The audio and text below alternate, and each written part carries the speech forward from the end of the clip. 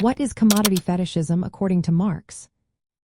Have you ever wondered why we sometimes value products more than the effort that went into making them? This question leads us to the concept of commodity fetishism, a term introduced by Karl Marx.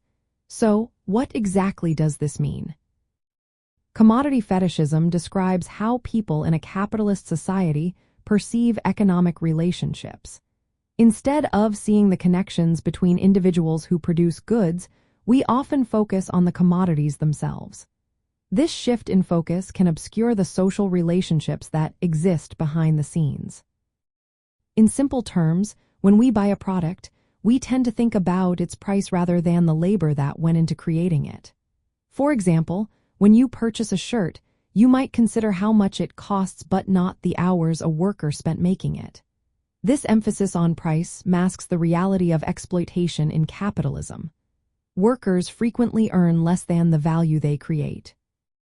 Marx borrowed the term fetishism from anthropology, where it refers to the belief that objects can hold special powers.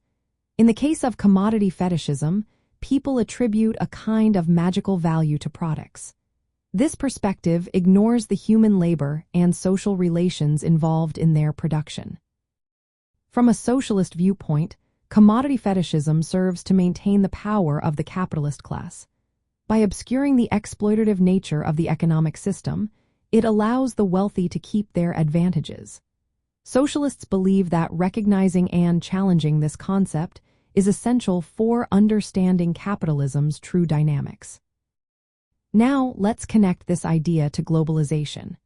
As countries trade goods across borders, the prices of these commodities are determined by global markets. This process can further obscure the labor conditions and social relations involved in production.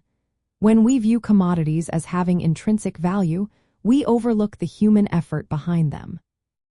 In summary, commodity fetishism is a key concept in Marx's critique of capitalism.